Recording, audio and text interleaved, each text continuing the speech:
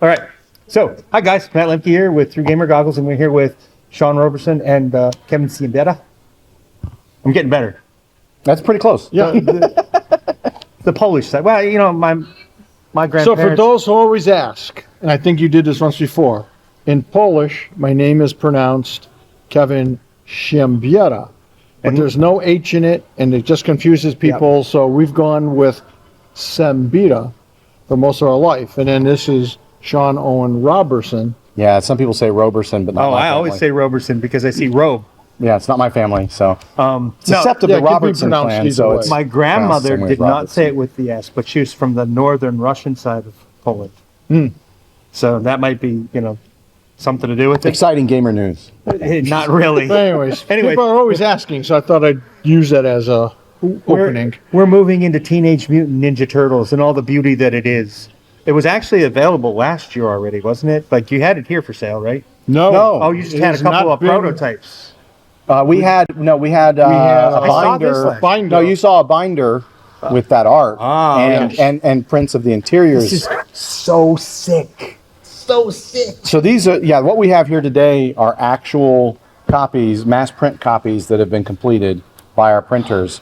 And so that's all being finished up right now. And we'll be letting the fans know as soon as we have updates on exactly when this stuff is going to ship, when it shall fulfill. But it's very complicated because it's a very large project. So apologies on the wait time there, but it's been a lot of work. Oh, that's the RPG. This is the source book. This is the core rule book, the core role-playing game. And then you have the Transdimensional Adventures, which encompasses the original Transdimensional TMNT and TMNT Guide to the Universe and TMNT Adventures. So, and the RPG has, of course, the original TMNT role-playing game, Turtles Go Hollywood, and Truckin' Turtles. So you've got tons of adventure material and NPCs and characters to game with, and vastly updated and expanded rules for combat and vehicle combat in the second book, and vehicle creation, fantastic art.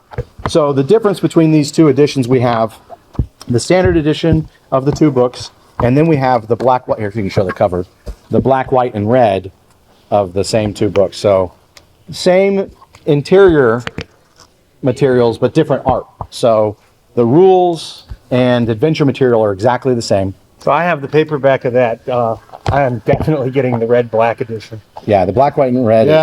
They're great. It's freaking I mean, it's phenomenal. Funny. You wouldn't think that. Okay, so this is all done in black, grayscale and red. How different can it be? But it's really funny because this is like so much more dramatic and kind of. I mean, it has a sort of a noir feel, and it reminds you of the original black and white turtle for all you fellow old farts out there. So, this is an example of... it's a great page. So, if you can see it here, the color edition, and then the black, white, and red edition. The black, white, and red is much closer to the original comics, while the color edition is... just plain fabulous. Well, it's more painterly and has less of the original like shading and hash marks and stuff like that. So this is going to be really weird because I'm torn. I did not back it when it was crowdfunded because I'm like, I already have my paperback edition, and I am so glad. I mean, I regret not doing it, and I am so glad at the same time because now that I have seen the red, white, black. I would have bought the wrong books. Well, it's one of those things we didn't want to oversell the Redux, but the game rules have been completely revamped. A lot of the terminology has been updated, so it should be the easiest edition of the Palladium Teenage Mutant Ninja Turtles role-playing game to play. I mean, I got to hand it to you. Like when I came up and I interviewed you guys about the campaign, and I saw the art and stuff, I'm like, oh, that's cool. It is not the same as having it here. It's different when you see it in print in front of you. No, it is so it blew our minds. We're so happy. And, I mean, the covers, the interiors, I mean, just great, crisp colors. It's the layout we hope is just really easy and functional. Yeah, it is. It's very clean. It's clean looking, easy to read. Got indexes. Organized in a logical way. So. Oh yeah, we'll be 4 or 5 more minutes. Oh, you're fine. It's going to take us a while, so go right ahead. All right. This is us. Wonderful. So, yeah, it's pretty cool books. Pretty cool books. Lots of updated material for fans. Yeah, And also, like 12 new mutant animals. There's 24 tribute art pages by various more Ninja than Turtles that, I comic think. book and Yeah. role-playing There was a comic lot. I artists, remember so, all that. Yeah. So I know it's probably on the back burner for a bit. It's not even out to the stores yet. But as you guys move forward, are you planning on focusing more on the newer comic books kind of storyline? Or are you going to do all original stuff? What are you going to attempt to focus on? Well, we're not ready to talk about that yet. Yeah, I was like I'm standing here with my mouth open because I'm like, what do I want to say? They don't know what they want to do yet, guys. No, we know what we want to do. Yeah. But that It's easily a year away. Oh, really? Oh, yeah. So we've got a lot of plates in the air, so between Rifts and fantasy, and beyond the supernatural. Well, so. and people don't understand that this is very different. And we all think of it as ours because let's face it, Palladium Books was the very first licensee of Teenage Mutant Ninja Turtles. So when we came out with it back in the 80s, we had absolute freedom. We could do whatever we want, and all of us who have played it and owned it for decades, we think of it as ours. There's coffee stains in my book. But the Turtles aren't ours. It belongs to the world now. We don't think of it as this, but for Paramount, this is Paramount $1 billion, multi-billion dollar IP. Everything we do has to get approved. So that slows the process down, and it also, and sometimes limits what we can or cannot do. Or say, until we've signed contracts and everything's approved. And you're not allowed to speak. Yeah, I understand that. We don't want to get ahead of anybody. And they've been great to work with. They've been fantastic. But, we're not sure. Well, and for instance, the Black, White, and Red edition was their suggestion. Yeah. So they've been great to work with. They've had a lot of fantastic feedback for the books. Yep. I didn't know they really helped us bring them to the next level. So it's been great collaborating with them and working with them on these books. But again, we're not going to talk about anything else until we're ready to make official announcements. Well, just like when we announced these, we came out with an official press release approved by Paramount, right? Yeah. So that's how it has to. Yeah. That's how it has to happen with my interview wasn't approved. These licensed products. So, yeah. But I do want to say, while he may not have backed the Kickstarter, he was, I think, the very first person to interview us about it. And as soon as we announced it, this maniac calls me up and says, "Kevin, can I come over? I want to come over and do an interview." And I'm like, "Sure, when? Tomorrow?"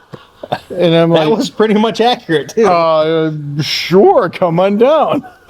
Yeah, and the cool thing is, just so people do understand, we have a lot of different items that were Kickstarter exclusives. Yes. Like variant covers and collector's edition, Mutant Green foil edition covers. Amazing. The miniatures, the poker deck, but a lot of those things are exclusive to the Kickstarter. Yeah. And so, in the future, we really mean that. We're not playing games when we say, this is going to be exclusive to the crowdfunding campaign. We really mean that. So if you want to get it, that's the time to get it. But when it comes to the standard edition books and the Black, White, and Red editions, these are going to be for sale at your friendly local gaming store. They're going to be available on the Palladium Books website. Yep. And we don't have it here with us, but we also have a beautiful Game Master screen and the Mutant Green dice set. So. Those, the Mutant Green dice set, the Game Master screen will also be available through retail. So those are really awesome things that people can pick up. Oh, the GM screen keep in mind.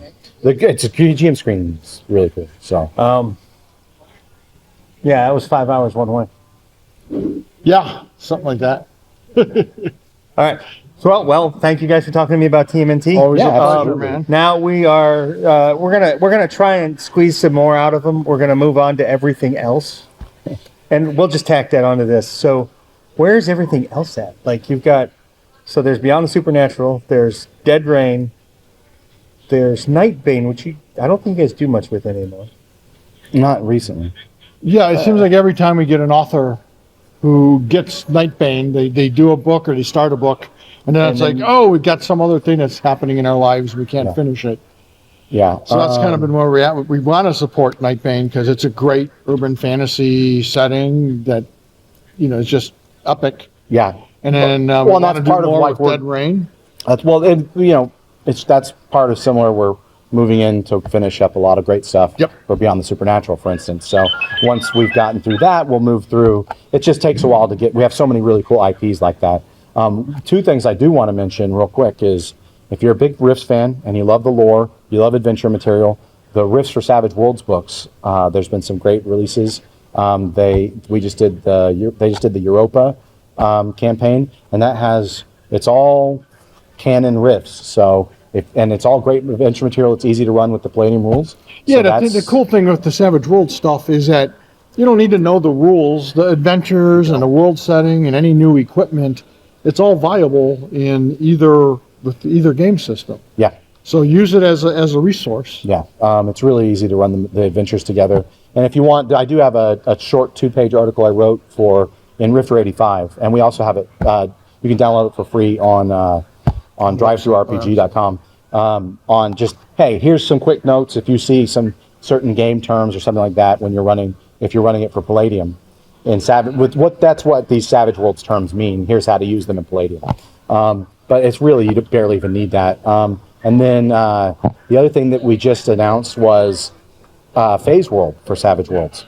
So we're working with Star Anvil Studios to bring Phase World to the Pinnacle Savage World setting or game system. And again, that's going to be all canon. There's actually a lot of things that you ask about these different game lines that we consider Phase World split. We've been wanting to spin off Phase World as its own set. It kind of already is, but with its own rule book and its own setting. And so that game, Brandon Verhaelen's Phase World for Savage Worlds Savage Phase Worlds is going to be including a lot of the updates and other things that Kevin and I have wanted to make in the setting for a while. So if you're a fan of Rifts, if you want to stay on, and you want to stay on the bleeding edge of the lore and updates and stuff like that, check out the Rifts for Savage Worlds books and the new Savage Phase World campaign, which will be launching soon. I think he's shooting for September or October. I think it's September. Yeah, there's already a site if you search, Savage Phase World. The weekly update has a link to it. Yep, a link to it, so you can go follow it. Hi guys, meet the Nibbles, who's gonna go down. She just decided not to go down my back, so we'll do this for her so she's comfy. Thanks for watching my video, and I appreciate it. Please hit the like button. And share it if you know somebody who might be interested. And of course, there's always Twitter and the Facebook thingy, and soon I have a newsletter coming. That'll be down there or in a link below, and my kitty cat loves that idea. So anyway, there was one more thing. Oh yeah, subscribe. Be a part of my community, our community. Let's make it grow together. See you guys at a con somewhere, or a local store, or if I'm driving through the country, maybe a game club. I don't know, you're not going to go knock down my camera. Bye, guys.